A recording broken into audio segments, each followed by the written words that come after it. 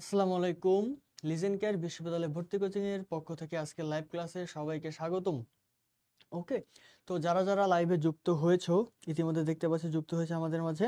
যারা যারা যুক্ত হয়েছো তারা একটু আমাকে জানাও যে ক্লাসের ফোকাস ঠিক আছে কিনা এবং আমাকে ঠিকমতো দেখা যাচ্ছে কিনা, সাউন্ড ঠিক আছে কিনা। ওকে, তো লাইভটি আমাদের শুরু হওয়ার কথা ছিল 9টার সময়, বাট একটু সমস্যার কারণে লাইভটি আমাকে একটু দেরিতে শুরু করতে হয়েছে, তার জন্য আন্তরিকভাবে আমি খুবই দুঃখিত। ওকে, তো তোমরা ইতিমধ্যে জেনে গিয়েছো যে আজকে যে খুলনা ভার্সিটির সি ইউনিট অর্থাৎ মানবিক বিভাগের যে ভর্তি পরীক্ষা হয়েছে, সেই ভর্তি পরীক্ষার সাধারণ জ্ঞান অংশের প্রশ্ন সলভ ক্লাস নিয়ে কিন্তু আমি তোমাদের সাথে হাজির হয়েছি। ওকে, তো সবাই দ্রুত দ্রুত লাইভটিকে শেয়ার করে দিবে। ওকে, এবং তোমার যারা বন্ধু বান্ধব রয়েছে যারা আজকের ভর্তি পরীক্ষায় অংশগ্রহণ করেছিল, তারা যেন ক্লাসটি দেখার সুযোগ পায়, সেজন্য তাদেরকে মেনশন করে দেবে। ওকে, তো সবাই দ্রুত দ্রুত একটু জয়েন হয়ে নাও। এবং এবং আজকে কিন্তু এই যে টি শার্টটি তোমরা দেখতে পাচ্ছ, টি শার্টটি আমি নতুন কিনেছি শুধুমাত্র আজকের ক্লাসে নেওয়ার জন্য। ওকে, তো আমাকে কেমন লাগছে এই টি শার্টে সবাই একটু আমাকে জানাবে। ওকে, তো যাই হোক, মজা পেলাম তোমাদের সঙ্গে। তো যারা যারা যুক্ত হয়েছে তারা অবশ্যই অবশ্যই কিন্তু লাইভটি শেয়ার করবে এবং এবং আমাকে একটু তোমরা জানাও যে আমার কথা ঠিকমতো শুনতে পাচ্ছ কিনা, আমাকে ঠিকমতো দেখা যাচ্ছে কিনা। ওকে, তো আমি আমার জায়গা থেকে লাইভটি শেয়ার করে দিব। এবং আজকে তোমরা দেখতে পেয়েছো যে খুলনা ভার্সিটির মানে যে ভর্তি পরীক্ষার যে সাধারণ জ্ঞান অংশটা ছিল, সেখানে কিন্তু বেসিক জিকে সংখ্যা খুবই কম ছিল। অর্থাৎ সেখানে কিন্তু তোমাদের সাম্প্রতিক অংশ থেকে কিন্তু সব থেকে বেশি প্রশ্ন এসেছে, অলমোস্ট 20টার মতো প্রশ্ন কিন্তু সাম্প্রতিক থেকে এসেছে। ওকে, তো আমি কিন্তু একদম শুরু থেকে শেষ পর্যন্ত অর্থাৎ 30টা যে সাধারণ জ্ঞান ছিল, 30টা সাধারণ জ্ঞানই সলভ তোমাদের দিব, পাশাপাশি প্রত্যেকটা প্রশ্নের আমি ব্যাখ্যা দেওয়ার চেষ্টা করব। তো শুরু থেকে একদম শেষ পর্যন্ত কিন্তু তোমরা অবশ্যই অবশ্যই ক্লাসটিতে থাকবে। এবং আজকের যে প্রশ্ন ছিল, প্রশ্নগুলো কিন্তু খুবই গুরুত্বপূর্ণ। পরবর্তী যে পরীক্ষা রয়েছে, তোমরা জানো যে এরপরে কিন্তু রাজশাহী বিশ্ববিদ্যালয়ে বি ইউনিটের পরীক্ষা রয়েছে, সেখানেও কিন্তু প্রশ্নগুলো গুরুত্বপূর্ণ। ওকে, তো আজকের যে টপিক মানে প্রশ্নের যে টপিকগুলোকে আমি ব্যাখ্যা সহকারে পড়াবো। ব্যাখ্যা সহকারে পড়ালে হবে কি, একটি প্রশ্নে কিন্তু আরো অনেক বেশি ইনফরমেশন থাকে। ওকে, তো খুলনা ভার্সিটিতে গেলে একটা টপিক থেকে কোশ্চেন আসছে, অন্য ভার্সিটিতে আমি ধরলাম সেটা রাজশাহী ইউনিভার্সিটির সেম টপিক থেকে কিন্তু ভিন্ন ধরনের কোশ্চেন আসতে পারে। তো এই জন্যই তোমরা শুরু থেকে শেষ পর্যন্ত ক্লাসটি করবে। ওকে, তো যারা যারা এখনো ক্লাসটি শেয়ার করেনি তারা তারা ক্লাসটি শেয়ার করে দাও, এবং আমি আমার জায়গা থেকে ক্লাসটি শেয়ার করে দিচ্ছি যাতে করে প্রত্যেকে ক্লাসটি দেখার সুযোগ পায়। ওকে ওকে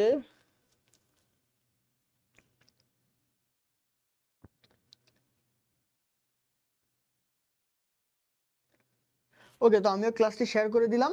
আমরা সরাসরি ক্লাসে চলে যাব, কথা খুব বেশি বাড়াবো না, যেহেতু ইতিমধ্যে অনেকগুলো ক্লাস তোমরা করে ফেলেছো। পেজে 2টা ক্লাস হয়েছে, তারপর পেড ব্যাচের ক্লাস, সব মিলে তোমরা হয়তো খুবই ক্লান্ত, তাও আমি চেষ্টা করব ক্লাসটি একদম শুরু থেকে শেষ পর্যন্ত এনার্জি নিয়ে তোমাদের সাথে থাকার। ওকে, তো আমরা সরাসরি পড়ায় চলে যাব। তোমরা দেখতে পাচ্ছ প্রথম প্রশ্ন কি আছে, যে বাংলাদেশ কত সালের মধ্যে টেকসই উন্নয়ন লক্ষ্যমাত্রা অর্থাৎ এসডিজি অর্জনের পরিকল্পনা করেছে। এটা কিন্তু খুবই কমন একটি প্রশ্ন। তোমরা জানো যে এসডিজি অর্থাৎ সাস্টেইনেবল ডেভেলপমেন্ট গোল, এসডিজি অর্থাৎ সাস্টেইনেবল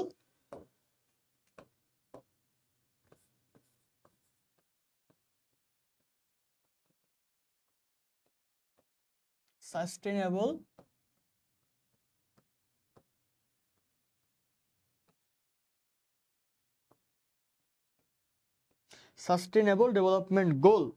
ওকে,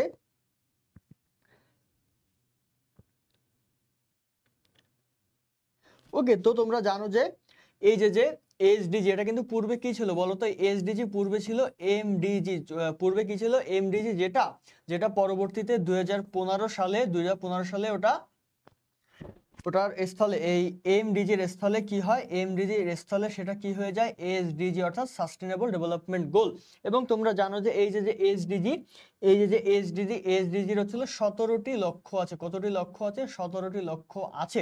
এবং এই এসডিজির শুরু করা হয় হচ্ছে 2015 সালের 25 থেকে, মানে গৃহীত হয় হচ্ছিল 2015 সালের হচ্ছে 25 থেকে 27 সেপ্টেম্বর, 25 থেকে 27 সেপ্টেম্বর হচ্ছে গৃহীত হয়, এবং কার্যকর হয় হচ্ছে 2016 থেকে 2019 পর্যন্ত, 2030 পর্যন্ত। ওকে, তো এই এসডিজি হলো আমাদের প্রশ্নটি কি ছিল, আমাদের প্রশ্নটি ছিল বাংলাদেশ কত সালের মধ্যে টেকসই উন্নয়ন লক্ষ্যমাত্রা অর্থাৎ এসডিজি অর্জনের পরিকল্পনা করেছে।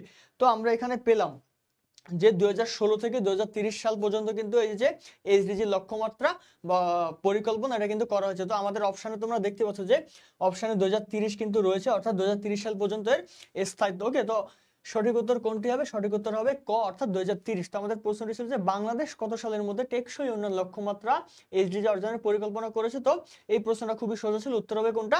2030। ওকে, আশা করি তোমরা বুঝতে পেরেছো, আশা করি বুঝতে পেরেছো তোমরা।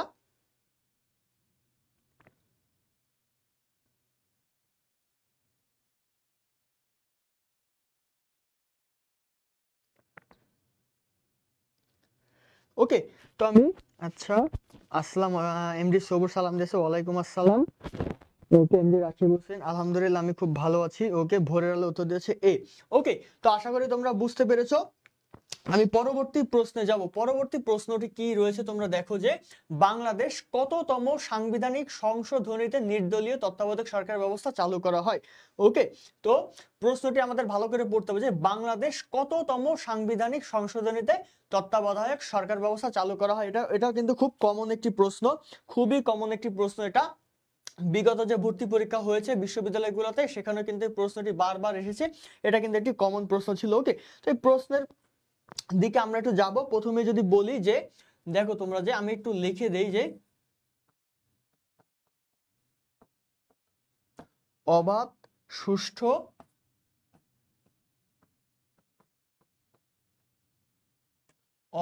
সুষ্ঠু ও নিরপেক্ষ নির্বাচনের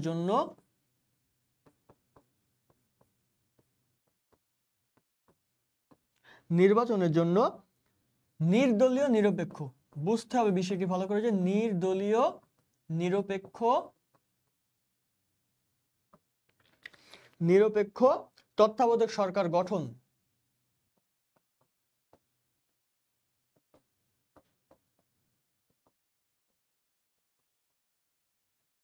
ওকে, তো আমরা কি পেলাম যে অবাধ, সুষ্ঠু, নিরপেক্ষ নির্বাচনের জন্য নির্দলীয় নিরপেক্ষ তত্ত্বাবধায়ক সরকার গঠন, অর্থাৎ মানে যে সরকার গঠন হবে সেটা কিন্তু মানে অবাধ, সুষ্ঠু, নিরপেক্ষ হতে হবে। ওকে, এই যে নির্বাচনটা সেখানে নির্দলীয় নিরপেক্ষ থাকবে, তার জন্য কিন্তু এই যে সংবিধান রয়েছে সংবিধানে কিন্তু একটি সরকার ব্যবস্থা চালু করা, এবং কততম সংশোধনী সেটা কিন্তু তোমাদেরকে জানতে চেয়েছে, তোমাদের কাছে জানতে চেয়েছে কততম সংশোধনী।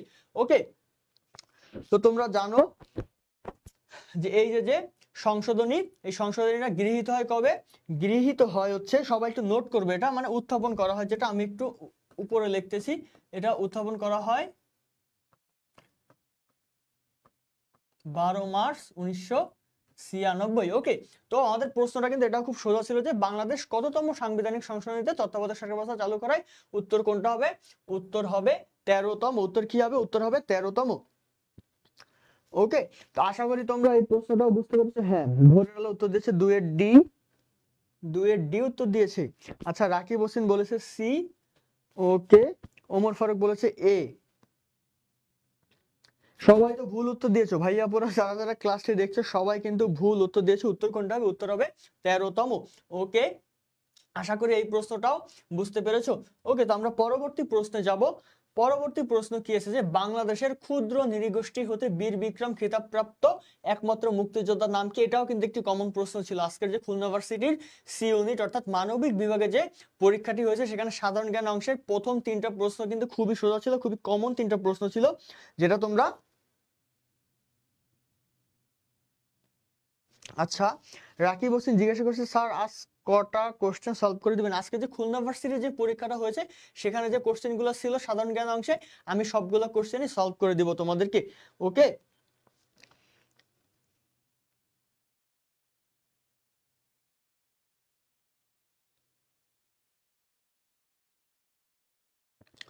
ওকে, তো 3 নম্বর প্রশ্নের উত্তরটা দাও যে বাংলাদেশের ক্ষুদ্র নৃগোষ্ঠী হতে বীর বিক্রম খেতাবপ্রাপ্ত একমাত্র মুক্তিযোদ্ধার নাম কি? ওকে, এমডি আসিফ মিয়া উত্তর করেছে 3 এর সি উত্তর করেছে। ওকে, ইউকে চিং মারমা ওকে ভোরের আলো উত্তর করেছে। খুব ভালো। বাকিরা কোথায়? বাকিরা একটু উত্তর করো, বাকিরা একটু প্রশ্নগুলোর উত্তর করো ভাইয়া পুরা। পাশাপাশি আমি একটু ব্যাখ্যাও তোমাদেরকে দেই। ইউকে চীন সম্পর্কে আসলে ব্যাখ্যা দেওয়ার কিছু নেই, তোমরা জানো। তবে আমি যদি একটি প্রশ্ন করি তোমাদেরকে, যে এই যে ইউকে চীন কত নং সেক্টরে যুদ্ধ করে? কত নং সেক্টরে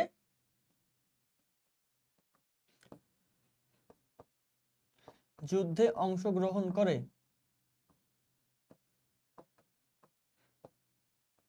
সেক্ষেত্রে উত্তরটি কি হতে পারে? সবাই একটু আমাকে জানাও তো। যে এই যে ইউকে চিং মারমা, ইনি কিন্তু মারমা সম্প্রদায়ের ছিলেন। ঠিক আছে, এই দেখো ইনি কিন্তু মারমা সম্প্রদায়ের ছিলেন। ওকে, তো আমি যদি প্রশ্ন করি তোমাদেরকে যে কত নং সেক্টরে এই যে ইউকে চিং মারমা উনি যুদ্ধে অংশগ্রহণ করে, সবাই একটু দ্রুত উত্তর করো ভাইয়াপুরা, যারা যারা ক্লাসটি দেখছো।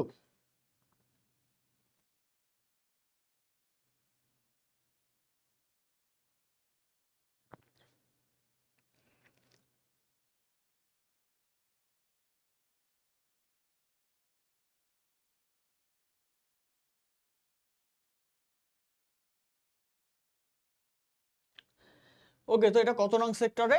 এটা ছিল 6 নং সেক্টরে। ইউকে চিং মারমা 6 নং সেক্টরে যুদ্ধ করে। ওকে, তো উত্তর কোনটা হবে? আজকের 3 নাম্বার প্রশ্নের উত্তর ছিল হবে ইউকে চিং মারমা। ওকে, তো আমি পরবর্তী প্রশ্নে যাব। পরবর্তী প্রশ্ন কি রেখেছে যে 2025 সালে, এটা কিন্তু সাম্প্রতিক একটি প্রশ্ন, এটা কিন্তু সাম্প্রতিক একটি প্রশ্ন, এটা কিন্তু সাম্প্রতিক থেকে এসেছে যে 2025 সালে বিজ্ঞান ও প্রযুক্তিতে অবদান রাখা 21 পদক পেয়েছেন। অর্থাৎ তোমরা কিন্তু জানো 1 নং সেক্টর না, 1 নং সেক্টর না।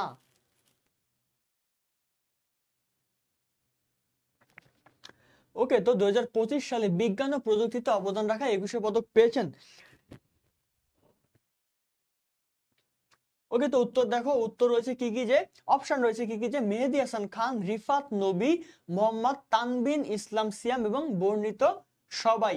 ওকে, তো সবাই একটু দ্রুত উত্তর করবে, সবাই একটু দ্রুত উত্তর করবে।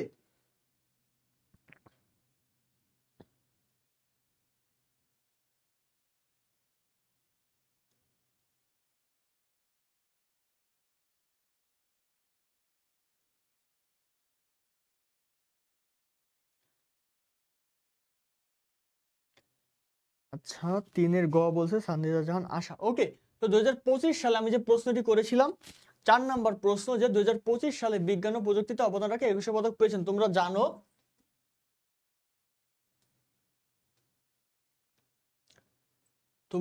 এই যে 2025 সালে যে 21 পদক, সেখানে বিজ্ঞান ও প্রযুক্তিতেও কিন্তু একটি পুরস্কার দেওয়া হয়। তোমরা জানো যে এই যে মেহেদী হাসান খান, রিফাত নবী এবং মোহাম্মদ তানবিন ইসলাম সিয়াম, এরা কিন্তু ছিল অব্র কিবোর্ড। তোমরা যে অব্র কিবোর্ড ব্যবহার করো, তোমরা যে অব্র কিবোর্ড ব্যবহার করো, এই অব্র কিবোর্ডের কারণেই কিন্তু বিজ্ঞান ও প্রযুক্তিতে এদেরকে 21 পদক দেওয়া হয়। সেখানে কিন্তু মূলত ছিল মেহেদী হাসান খান, পাশাপাশি ছিল কে? রিফাত নবী এবং মোহাম্মদ তানবিল ইসলাম সিয়াম। ওকে, এই তিনজনে কিন্তু এই যে অব্র কিবোর্ড তৈরিতে কিন্তু সহায়তা করেছে, যার কারণে অপশন কিন্তু 3টাই সঠিক। অর্থাৎ ঘ নাম্বার কি এসেছে? বর্ণিত সবাই। ওকে, বর্ণিত সবাই, তার মানে কি এই তিনজনই কিন্তু এই অব্র কিবোর্ডে তৈরিতে সহায়তা করেছে এবং তিনজনকেই কিন্তু একই সঙ্গে 21 পদক দেওয়া হয়। তো সঠিক উত্তর কোনটা হবে? সঠিক উত্তর হবে ঘ, অর্থাৎ বর্ণিত সবাই। যে 2025 সালে বিজ্ঞান ও প্রযুক্তিতে অবদান রাখা 21 পদক এই তিনজনই পেয়েছেন, অর্থাৎ ঘ নাম্বার অপশন, যে বর্ণিত সবাই। ওকে, আশা করি তোমরা বুঝতে পেরেছো। আমি পরবর্তী প্রশ্নে যাব। পরবর্তী প্রশ্ন কি আছে, যে বাংলাদেশের সংবিধানের কত নম্বর অনুচ্ছেদ দ্বারা গণতন্ত্র ও মানবাধিকার নিশ্চিত করা হয়েছে? এটাও কিন্তু খুবই সোজা একটা প্রশ্ন এবং বেসিক জিকে থেকেই কিন্তু এসেছে। ওকে, তো প্রশ্নটি ছিল বাংলাদেশের সংবিধানের কত নম্বর অনুচ্ছেদ দ্বারা গণতন্ত্র ও মানবাধিকার নিশ্চিত করা হয়েছে?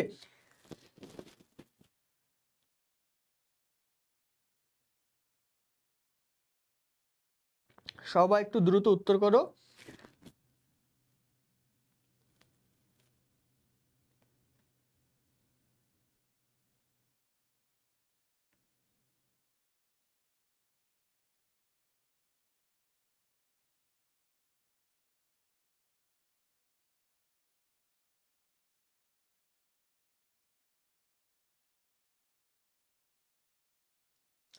ওকে, তো এটার উত্তর কি হবে? বাংলাদেশের সংবিধানের কত নম্বর অনুচ্ছেদ দ্বারা গণতন্ত্র মানবাধিকার নিশ্চিত করা হয়েছে? উত্তর হবে 11।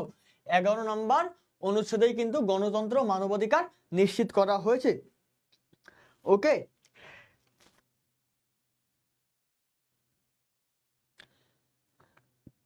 ওকে, তো আমি পরবর্তী প্রশ্নে যাব। পরবর্তী প্রশ্ন কি বলেছে দেখো, যে আন্তর্জাতিক শিক্ষা দিবস 2025-এর প্রতিপাদ্য কি? আন্তর্জাতিক শিক্ষা দিবস 2025-এর প্রতিপাদ্য কি? ওকে, এই প্রশ্নটা কিন্তু সাম্প্রতিক থেকে একটি প্রশ্ন করা হয়েছে, যে তোমরা জানো যে ওকে, আচ্ছা এই বিষয় যদি একটু বলতে হয়, তোমরা জানো যে এটার পালনকারী, অর্থাৎ পালন করা হয়, পালন করে কে? এটা পালন করে হচ্ছে জাতিসংঘ থেকে কিন্তু পালন করা হয় আন্তর্জাতিক শিক্ষা দিবস। জাতিসংঘ থেকেই কিন্তু আন্তর্জাতিক শিক্ষা দিবস পালন করা হয়, এবং এটা শুরু হয় 2019 সাল থেকে। এই যে শিক্ষা দিবসের এই যে পথ চলাটা শুরু হয় 2019 সাল থেকে, 2019 সাল থেকে, এবং পালিত হয় প্রতি বছর 24 জানুয়ারি, প্রতি বছর 24 জানুয়ারি কিন্তু প্রতি বছর 24 জানুয়ারি কিন্তু পালিত হয়। ওকে, আন্তর্জাতিক শিক্ষা দিবস। তো এইবার যে 2025 সালের প্রতিপাদ্য বিষয় কি ছিল? প্রতিপাদ্য বিষয় ছিল যে দীর্ঘস্থায়ী শান্তির জন্য শিক্ষা, অর্থাৎ আন্তর্জাতিক শিক্ষা দিবস 2025-এর প্রতিপাদ্য ছিল কি? যে দীর্ঘস্থায়ী শান্তির জন্য শিক্ষা। ওকে, আশা করি তোমরা বুঝতে পেরেছো। ওকে, তো আমি পরবর্তী প্রশ্নে যাব। পরবর্তী প্রশ্নটি কি রয়েছে, যে আন্তর্জাতিক কৃত্রিম বুদ্ধিমত্তা শীর্ষ সম্মেলন 2025 কবে ও কোথায় অনুষ্ঠিত হয়? হ্যাঁ, 5-এর ডি বলেছে। আমরা এখন 7 নাম্বার প্রশ্নে আছি।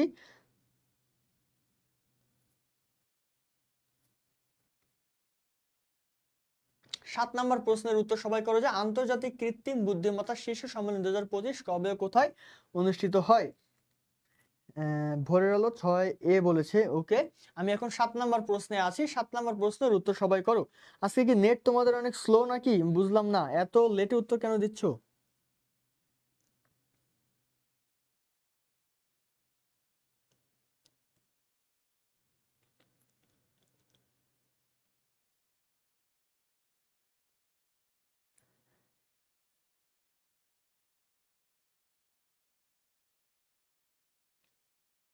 ওকে, তো আন্তর্জাতিক কৃত্রিম বুদ্ধিমত্তা শীর্ষ সম্মেলন এটা কিন্তু ফ্রান্সের প্যারিসে। কোথায়? প্যারিসের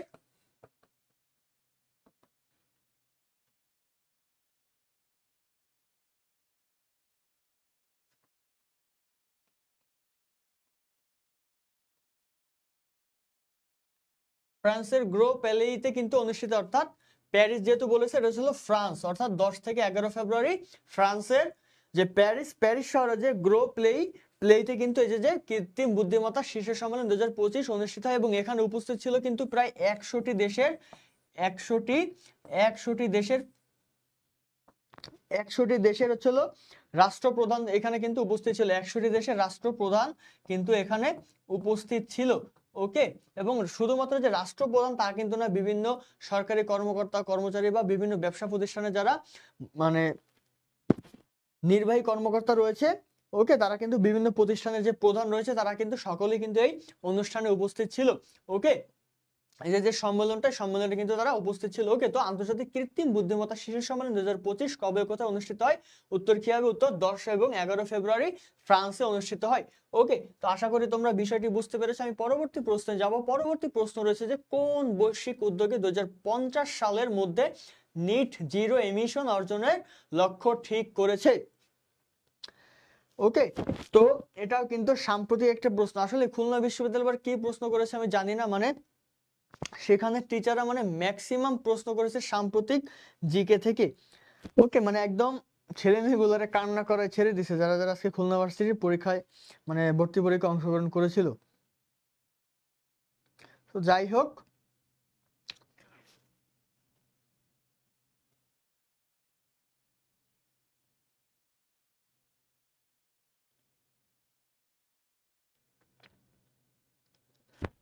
ওকে, তো আজকের 8 নম্বর প্রশ্নটি ছিল, যে কোন বৈশ্বিক উদ্যোগে 2050 সালে মধ্যে নিট জিরো এমিশন অর্জনের লক্ষ্য ঠিক করেছে? ওকে, তো এমডি রাকিব হোসেন উত্তর দিয়েছে বি।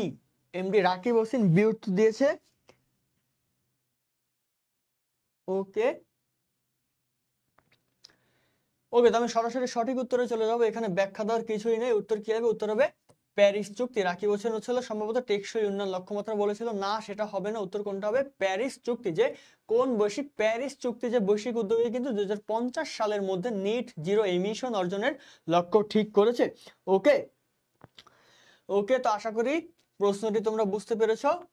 আমি পরবর্তী প্রশ্নে যাব, যে সম্প্রতি বাংলাদেশের কোন শহরকে ইউনেস্কো ক্রিয়েটিভ সিটিজ নেটওয়ার্কের অন্তর্ভুক্ত করা হয়েছে? এটা কি লেম একটি প্রশ্ন, এরকম কোনো তথ্য পাওয়া যায়নি। এটা কোনখান থেকে, মানে কোন মঙ্গল গ্রহ থেকে যে তারা প্রশ্নটি নিয়ে এসেছে, আই ডোন্ট নো, এরকম কোনো মানে উত্তর আমি খুঁজে পাইনি, বা আমাদের যে আর মানে যে টিম মেম্বাররা রয়েছে বা অন্যান্য শিক্ষা প্রতিষ্ঠান আছে তারাও কিন্তু এই উত্তরটি কেউই দিতে পারেনি।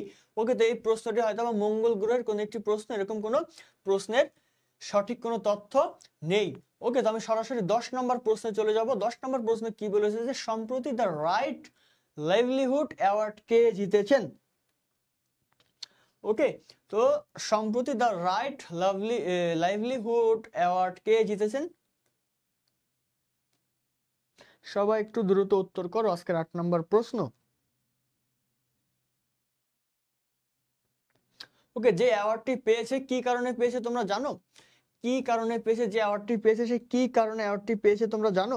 যে প্যালেস্টাইনের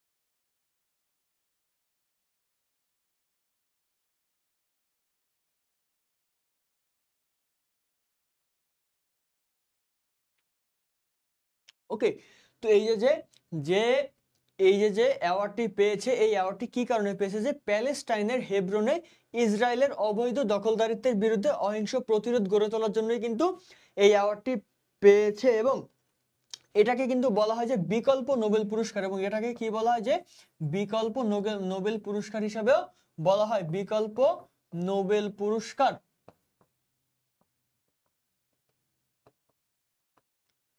বিকল্প নোবেল পুরস্কার হিসাবে কিন্তু বলা হয়। এবং পেয়েছেন হচ্ছে কতজন? 4 জন, এবং একটি প্রতিষ্ঠান পেয়েছেন মোট সর্বমোট 4 জন। ও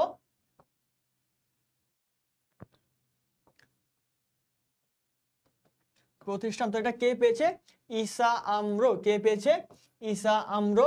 ইনি কি কারণে পেয়েছে? যে প্যালেস্টাইনের হেব্রনে ইসরায়েলের অবৈধ দখলদারিত্বের বিরুদ্ধে অহিংস প্রতিরোধ এবং নাগরিক সচেতনতার জন্যই কিন্তু সে এই অ্যাওয়ার্ডটি পেয়েছে। এবং অ্যাওয়ার্ড এটাকে বলা হয় যে বিকল্প নোবেল পুরস্কার হিসেবে কিন্তু ধরা হয়। ওকে, তো আশা করি তোমরা বিষয়টি বুঝতে পেরেছো। আমি পরবর্তী প্রশ্নে যাব। পরবর্তী প্রশ্ন কি এসেছে? বিশ্বের প্রথম নারী আচ্ছা, বিশ্বের প্রথম পারমাণবিক বর্জ্য সংরক্ষণাগার কোথায় নির্মিত হচ্ছে? ওকে,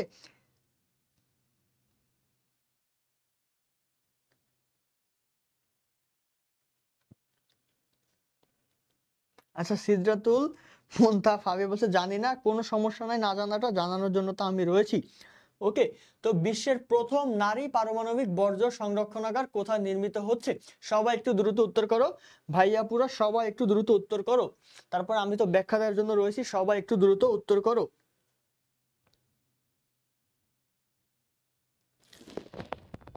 সবাই একটু দ্রুত উত্তর করো যে বিশ্বের প্রথম নারী পারমাণবিক বিশ্বের প্রথম পারমাণবিক, এই কথাটা আসবে না এখানে।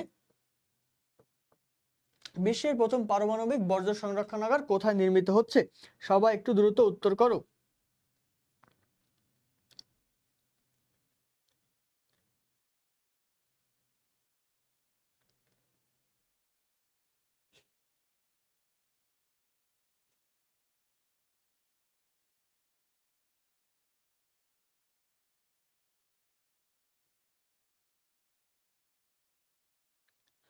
ওকে, তো এটা সঠিক উত্তর কি হবে? সঠিক উত্তর হবে ছিল ফিনল্যান্ড। কি হবে? ফিনল্যান্ড। এবং এটা হচ্ছে হলো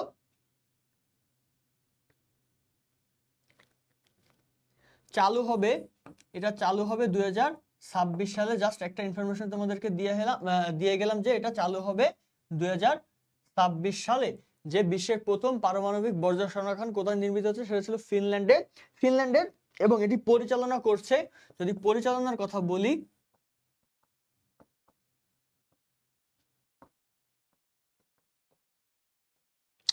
পরিচালনা করছে হচ্ছিল পসিভা ওই। ওকে ওকে তো আশা করি তোমরা বুঝতে পেরেছো। ওকে, তো এই পর্যন্ত যে 11টি প্রশ্ন আজকে পড়াইলাম আমি, 11টি প্রশ্নের মধ্যে কার কয়টা সঠিক হয়েছে, যারা যারা এই ভর্তি পরীক্ষায় অংশগ্রহণ করেছো কার কয়টা সঠিক হয়েছে আমাকে একটু দ্রুত কমেন্ট করে জানাও যে ভাইয়া আমার 11টার মধ্যে এতগুলো সঠিক উত্তর আমি দিতে পেরেছি। ওকে ওকে, তো আমাকে একটু কমেন্ট করে তোমরা জানাও। ওকে, তো আমি 12 নম্বর প্রশ্নে চলে যাব। 12 নম্বর প্রশ্নটি কি বলেছে তোমরা দেখো যে বেল্ট অ্যান্ড রোড ইনিশিয়েটিভ অর্থাৎ BRI এর প্রধান লক্ষ্য কি? BRI এর প্রধান লক্ষ্য কি? হ্যাঁ, ভোরা তো ঠিক বলেছে যে খুলনা ইউনিভার্সিটিতে এবার স্টুডেন্টদের পুরো বাস দিয়ে দিয়েছে। আসলে প্রশ্ন খুবই কঠিন হয়েছে। ওকে, তো আজকের 12 নম্বর প্রশ্ন কি ছিল যে বেল্ট অ্যান্ড রোড ইনিশিয়েটিভ অর্থাৎ BRI এর প্রধান লক্ষ্য।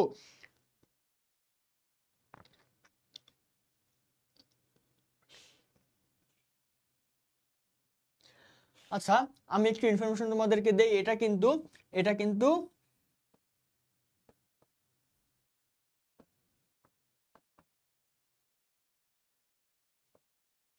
কিন্তু এক বেল্ট এক রাস্তাও নামে পরিচিত। এক বেল্ট এক রাস্তাও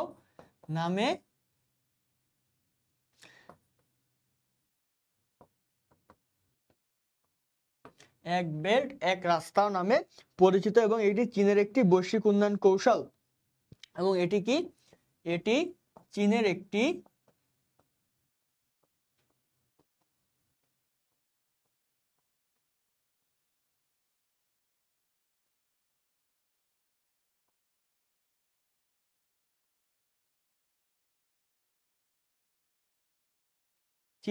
বৈশ্বিক উন্নয়ন কৌশল। ওকে, এবং লক্ষ্য হচ্ছিল যে এশিয়া, আফ্রিকা এবং ইউরোপ জুড়ে অবকাঠামো নির্মাণ ও অর্থনৈতিক সংযোগ জোরদার করা। অর্থাৎ এশিয়া, আফ্রিকা এবং ইউরোপের মধ্যে, মানে টোটাল ইউরোপটা জুড়ে, এশিয়া, আফ্রিকা এবং ইউরোপ জুড়ে অবকাঠামো নির্মাণ এবং অর্থনৈতিক সংযোগ জোরদার করা। তো তোমরা দেখতে পাচ্ছ যে এখানে অপশন ঘতে কিন্তু রয়েছে যে চীনের বৈশ্বিক অর্থনীতি। দেখো যে চীনের বৈশ্বিক অর্থনীতি, অবকাঠামো, বিনিয়োগ সম্প্রসারণ। ওকে, তো তোমরা অপশনের মধ্যেই কিন্তু উত্তর রয়েছে যে চীনের বৈশ্বিক অর্থনৈতিক অবকাঠামো, বিনিয়োগ সম্প্রসারণ। তো উত্তর কোনটা হবে? উত্তর হবে ঘ। আজকে 12 নম্বর প্রশ্নটি ছিল যে বেল্ট অ্যান্ড রোড ইনিশিয়েটিভ অর্থাৎ BRI এর প্রধান লক্ষ্য কি? প্রধান লক্ষ্য হচ্ছে যে চীনের বৈশ্বিক অর্থনৈতিক অবকাঠামোগত বিনিয়োগ সম্প্রসারণ। ওকে, তো আশা করি বুঝতে পেরেছো। আমি পরবর্তী প্রশ্নে যাব। পরবর্তী প্রশ্ন কি রয়েছে যে ফ্রাইডেজ ফর ফিউচার কি বিষয়ক আন্দোলন?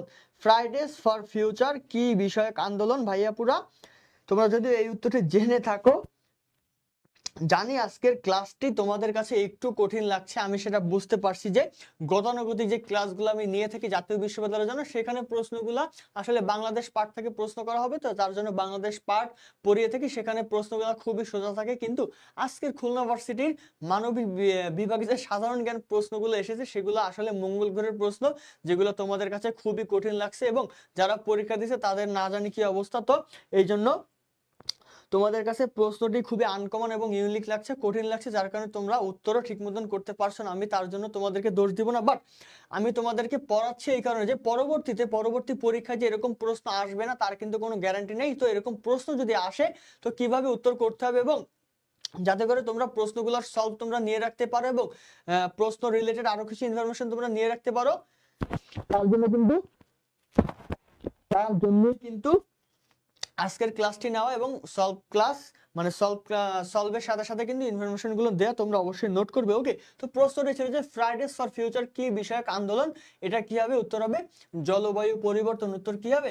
উত্তর হবে জলবায়ু পরিবর্তন বিষয়ক আন্দোলন, যে ফ্রাইডেজ ফর ফিউচার। এগুলো কিন্তু মনে রাখবা, খাতায় একটু নোট করবা, পরবর্তী পরীক্ষা কিন্তু তোমাদের অবশ্যই কাজে লাগবে। যেহেতু সামনে রাজশাহী ইউনিভার্সিটির ভর্তি পরীক্ষা রয়েছে, সাম্প্রতিক দেখা গেল এখান থেকে দু একটা আসলেও আসতে পারে, বলা যায় না কোনখান থেকে প্রশ্ন আসে। ওকে, তো আশা করি এই প্রশ্নের উত্তরটি তোমরা সঠিক দিয়েছো। ওকে, তো আমি পরবর্তী প্রশ্নে যাব। পরবর্তী প্রশ্ন কি রয়েছে যে কোন আন্তর্জাতিক সংস্থা বাংলাদেশের 2024-এর জুলাই বিপ্লবকে স্বীকৃতি জানিয়েছে? ওকে, কোন আন্তর্জাতিক সংস্থা বাংলাদেশের 2024-এর জুলাই বিপ্লবকে স্বীকৃতি দিয়েছে?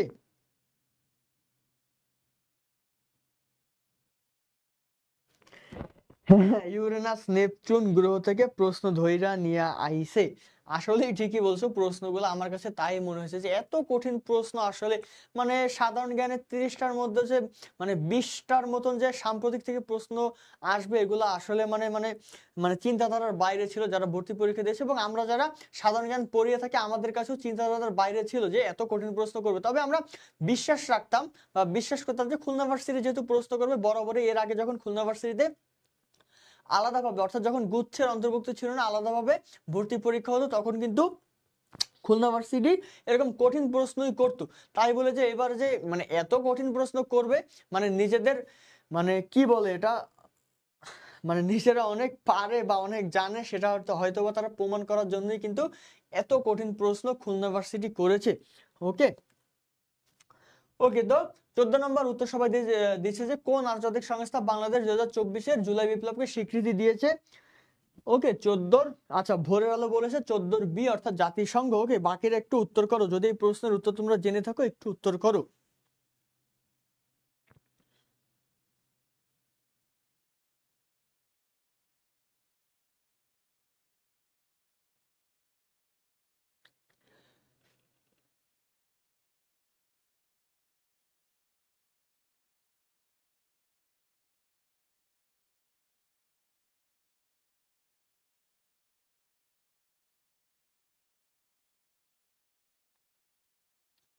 ওকে, তো সঠিক উত্তর কোনটা হবে? সঠিক উত্তর হবে জাতিসংঘ। মনে করো তোমাদের যে জাতিসংঘের যে মানবাধিকার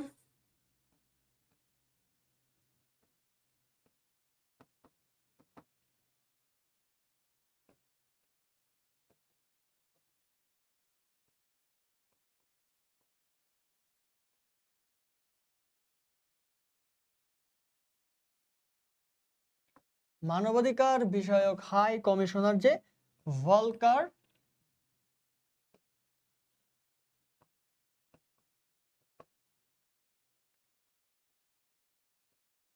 ভলকার টুক, উনি কিন্তু উদ্বেগ প্রকাশ করেছিল যখন জুলাইয়ের যে আন্দোলন হচ্ছিল, 2024 সালে যে জুলাই যে আন্দোলন হচ্ছিল, যে আন্দোলনে সময় কিন্তু তিনি উদ্বেগ প্রকাশ করেছিল, এবং বাংলাদেশ যে সরকার ছিল তৎকালীন প্রধানমন্ত্রী তাকেও কিন্তু মানে আন্দোলন যেন সুষ্ঠুভাবে পরিচালিত হয় বা আন্দোলন যাতে অন্যদিকে মোড় না নেয়, তার জন্য কিন্তু তিনি মানে একটি প্রতিবেদনও দিয়েছিলেন। ওকে, এই যে যে ভলকার টুর, এই যে মানব মানে জাতিসংঘের যে মানবাধিকার বিষয়ক হাই কমিশনার। ওকে, তো তাহলে প্রশ্নটি আমাদের ছিল যে কোন আন্তর্জাতিক সংস্থা বাংলাদেশের 2024-এর জুলাই বিপ্লবকে স্বীকৃতি দিয়েছে? উত্তর কি হবে? জাতিসংঘ। ওকে, তো আশা করি তোমরা বুঝতে পেরেছো, আশা করি বুঝতে পেরেছো। আমি পরবর্তী প্রশ্নে যাব যে নিচের কোন চুক্তিটি স্বাক্ষরের মাধ্যমে প্রথম বিশ্বযুদ্ধের সমাপ্তি? এটা কিন্তু খুব সোজা একটি প্রশ্ন ছিল, এটা কিন্তু খুব সোজা একটি প্রশ্ন ছিল। ওকে, তো সবাই একটু দ্রুত উত্তর করো, যারা যারা ক্লাসটি দেখছো সবাই একটু দ্রুত উত্তর করো যে নিচের কোন চুক্তিটি স্বাক্ষরের মাধ্যমে প্রথম বিশ্বযুদ্ধের সমাপ্তি হয়? হ্যাঁ, হিমাদ্রি নীল উত্তর দিয়েছে জাতিসংঘ।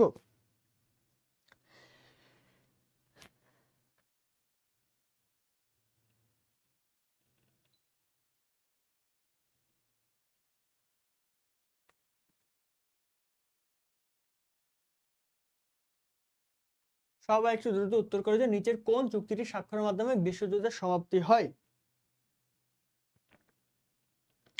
ওকে, তো এটার উত্তর কোনটা হবে?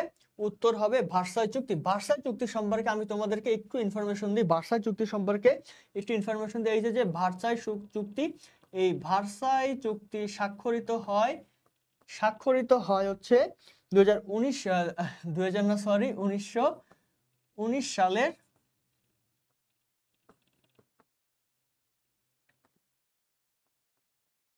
8 জুন, 1919 সালের 8 জুন, এবং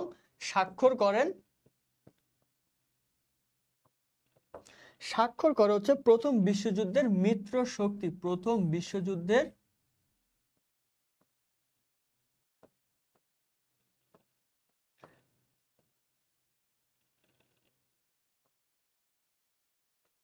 মিত্র শক্তি ও জার্মানি।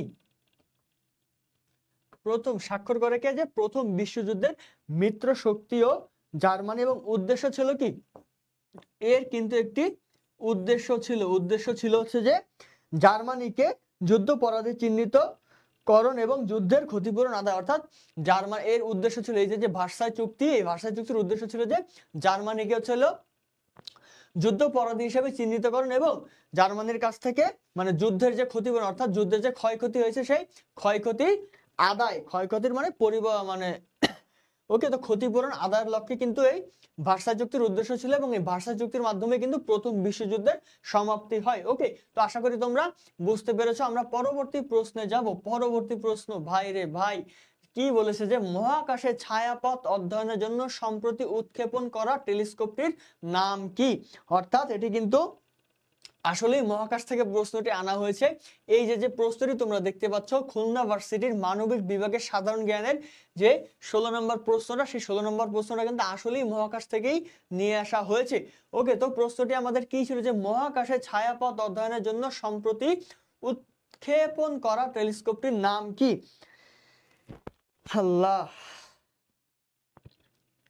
আচ্ছা, সিদরাতুল মুনতাহা ফাতেমাতুজ জোহরা উত্তর দিয়েছিল 15C, ভার্সাই চুক্তি। ওকে, খুব ভালো। তো 16 নম্বর প্রশ্নটার উত্তরটা সবাই একটু করার ট্রাই করো, যদিও এটি খুবই কঠিন একটি প্রশ্ন তোমাদের কাছে।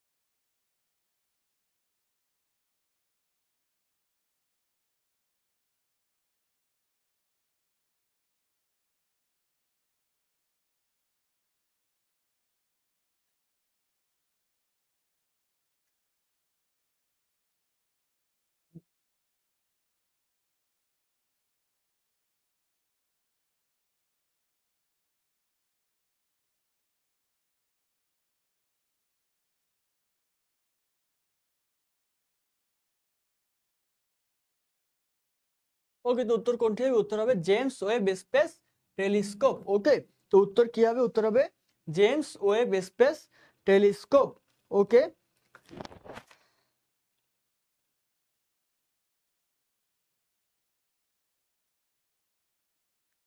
হ্যাঁ, হিমাদ্রিনীর উত্তর দিয়েছে 16 ঘ, অর্থাৎ জেমস ওয়েব স্পেস টেলিস্কোপ। ওকে, তো এই প্রশ্নটা একটু কঠিন ছিল, যদিও তোমাদের কাছে কঠিন মনে হয়েছে। ওকে, তো আমি পরবর্তী প্রশ্নে যাব। পরবর্তী প্রশ্ন কি রয়েছে? এটা কিন্তু খুবই সোজা একটি প্রশ্ন, যে নিচের কোনটি ভাইরাস জনিত রোগ? নিচের কোনটি ভাইরাস জনিত রোগ? সবাই একটু সঠিক উত্তর করো, যে নিচের কোনটি ভাইরাস জনিত রোগ? এটা কিন্তু খুবই সোজা একটি প্রশ্ন ছিল।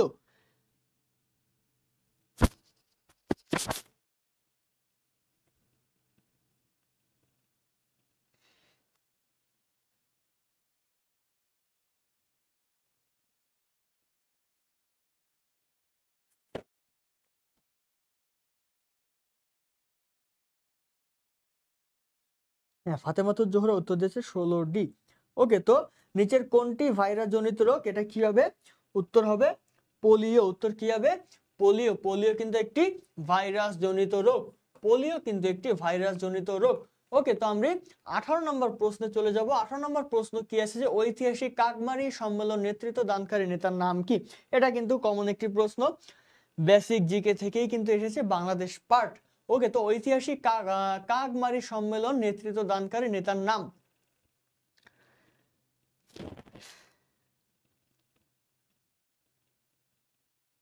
হিমাদ্রি নীল 17 খ বলেছে, ভোরের আলো বলেছে 17 এ, সিদরাতুল মুনতাহা বলেছে 17 বি।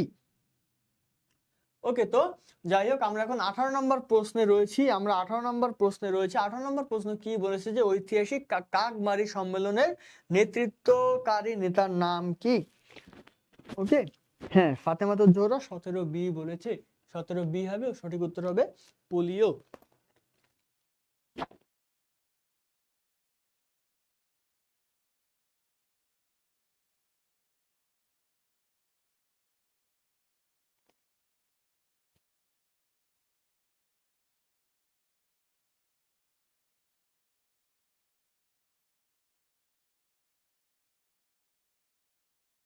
ওকে, ওকে, তো এমডি সবুর আলী বলেছে 18 খ বলেছে, শহীদ তিতুমির বলেছে, আচ্ছা, হিমাদ্রি নীল বলেছে 18 ক, ভোরের আলো বলেছে 18 ক। ওকে, তো ঐতিহাসিক কাকমারি সম্মেলন নেতৃত্ব দানকারী নেতার নাম কি? নেতৃত্ব দানকারী নেতার নাম হচ্ছে মাওলানা ভাসানী। আমি কাকমারি সম্মেলন নিয়ে তোমাদেরকে একটু যদি বলি, এই যে কাকমারি সম্মেলন, এটি অনুষ্ঠিত হয়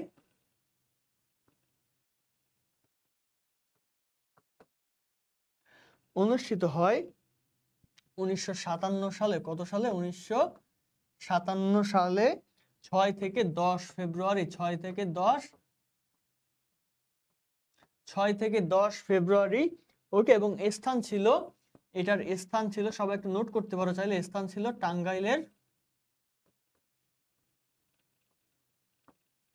টাঙ্গাইলের সান্তোষে।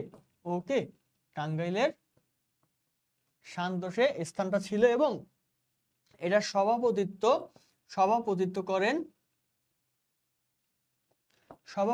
অর্থাৎ নেতা, সে ছিল কে? মাওলানা ভাসানী।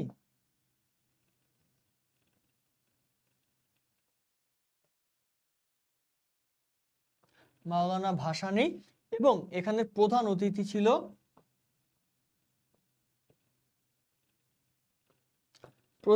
ছিল যে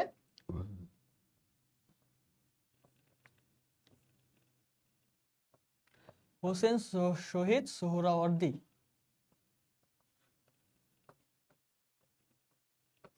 হোসেন শহীদ সোহরাওয়ার্দী কিন্তু এখানে প্রধান অতিথি ছিল, সভাপতিত্ব করেছেন মাওলানা ভাসানী, অর্থাৎ তিনি কিন্তু নেতৃত্ব দিয়েছিলেন, এবং স্থান ছিল কোনটা? স্থান ছিল টাঙ্গাইলের সান্তোষে, এবং অনুষ্ঠিত হয় 1957 সালের 6 থেকে 10 ফেব্রুয়ারি। ওকে, ওকে, তো আশা করি তোমরা এই প্রশ্নটি বুঝতে পেরেছো। আমরা পরবর্তী প্রশ্নে চলে যাব। ওকে, তো পরবর্তী প্রশ্ন কি আছে যে কোন ইংরেজ রাজার ক্ষমতা সীমিতকরণের জন্য ম্যাগনা কার্টা চুক্তি স্বাক্ষরিত হয়? ওকে, তো কি ছিল প্রশ্নটি যে কোন ইংরেজ রাজার ক্ষমতা সীমিতকরণের জন্য ম্যাগনা কার্টা চুক্তি স্বাক্ষরিত হয়?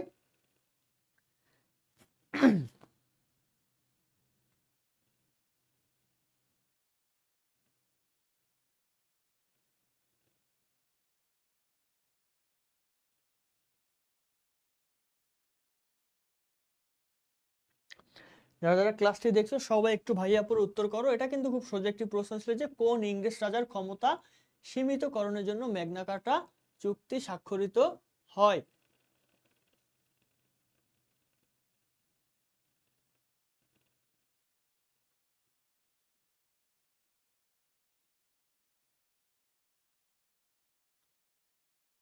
ওকে, তো এটা সঠিক উত্তর কোনটা হবে? সঠিক উত্তর হবে অপশন সি, অর্থাৎ জন। অপশন সি, অর্থাৎ জন। এই যে চুক্তি, ম্যাগনা কার্টা যে চুক্তিটা স্বাক্ষরিত হয় 1215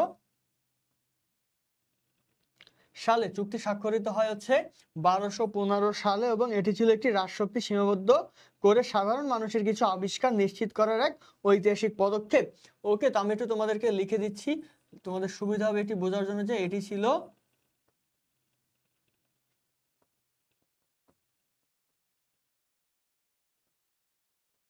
এটি ছিল রাজশক্তি সীমাবদ্ধ, সবাই একটু খাতায় নোট করতে পারো চাইলে, আমি মুখে মুখেও বলছি যে এটি ছিল রাজশক্তি সীমাবদ্ধ করে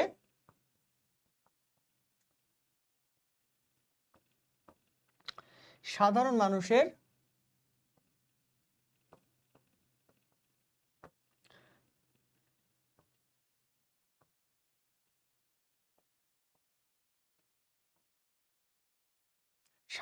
কিছু অধিকার নিশ্চিত করার এক ঐতিহাসিক পদক্ষেপ।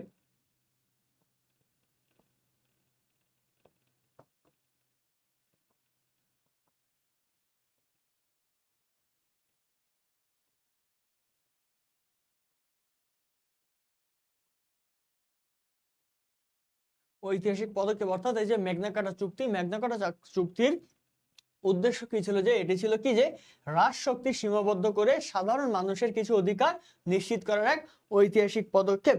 ওকে, তো আশা করি তোমরা বুঝতে পেরেছো। তো উত্তর কি হবে? উত্তর হবে অপশন সি অর্থাৎ জন। ওকে, তো পরবর্তী প্রশ্নে যাব। পরবর্তী প্রশ্ন কি বলেছে যে পাহাড়পুর বৌদ্ধ বিহারের নির্মাতা কে ছিলেন? এটি কিন্তু খুবই খুবই খুবই সোজা একটি প্রশ্ন, খুলনা ইউনিভার্সিটি দিয়েছে। হয়তোবা এই প্রশ্নটি তারা ভুল করে দিয়েছে, এত সোজা প্রশ্ন দেওয়ার কথা ছিল না। ওকে, তো প্রশ্নটি আমাদের কি ছিল যে পাহাড়পুর বৌদ্ধ বিহারের নির্মাতা কে ছিল? এটি খুবই সোজা একটি প্রশ্ন। এই প্রশ্নের উত্তরটা আমি সবার থেকে দেখতে চাই, যারা যারা ক্লাসটি করছে সবাই প্রত্যেকের উত্তর আমি দেখতে চাই। হ্যাঁ, রাকিব হোসেন বলছে কোশ্চেন গুলা খুব হার্ড। আসলে কোশ্চেন গুলা খুব হার্ড।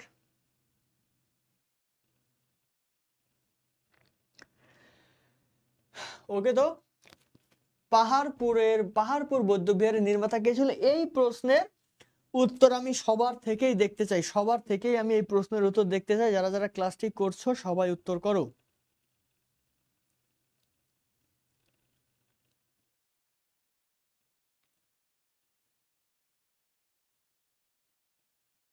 রাকিব হোসেন বলেছে ডি অর্থাৎ ধর্মপাল। বাকিরা একটু উত্তর করো, বাকিরা একটু উত্তর করো। এটা কিন্তু খুবই সোজা একটি প্রশ্ন ছিল। হ্যাঁ, ইয়োর আল আমিন আহমেদ বলছে 20-এর ঘ। এই প্রশ্নটা সবাই পারবে, আশা করি এই প্রশ্নটা সবাই পারবে, খুবই সোজা একটি প্রশ্ন। হ্যাঁ, ধর্মপাল।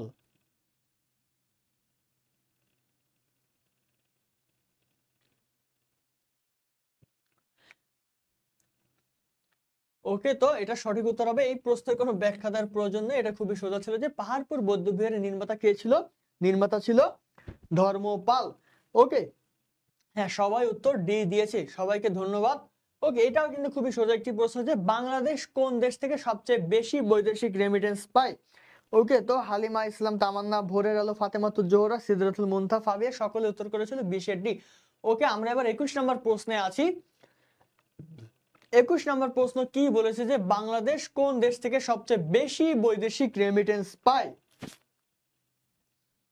ওকে, সবাই একটু দ্রুত উত্তর করো।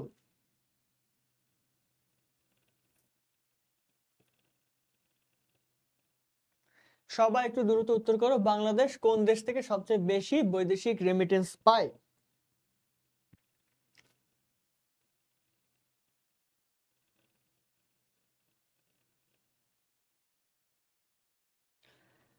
ওকে, তো এটা সঠিক উত্তর কি হবে? সঠিক উত্তর হবে option A Saudi Arab. Option A Saudi Arab, যে বাংলাদেশ কিন্তু সৌদি আরব থেকে কিন্তু সবচেয়ে বেশি বৈদেশিক রেমিটেন্স পায়। ওকে, কেননা সৌদিতে বাংলাদেশের অসংখ্য প্রবাসী রয়েছে যারা দিন রাত পরিশ্রম করে এদেশে রেমিটেন্স পাঠায়, অর্থাৎ যাদেরকে বলা হয় রেমিটেন্স যোদ্ধা, এবং সৌদি আরব থেকে কিন্তু সব থেকে বেশি রেমিটেন্স বাংলাদেশ সরকার পেয়ে থাকে। হ্যাঁ, সুস্মিতা আক্তার তিন্নি বলেছে 20-এর ক, ওই 21-এর ক।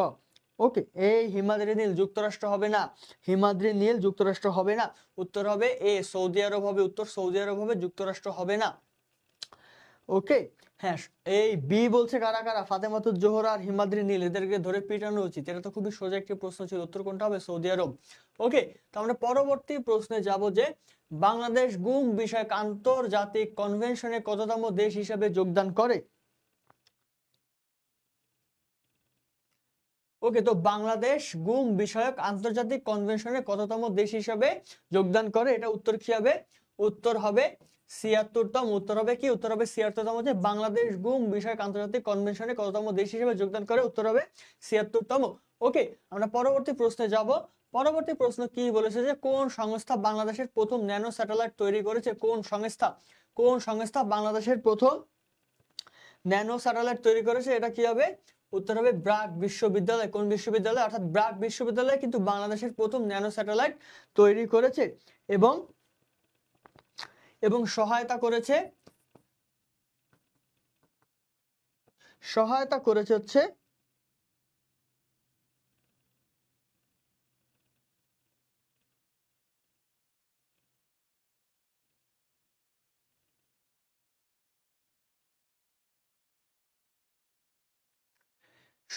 হচ্ছে যে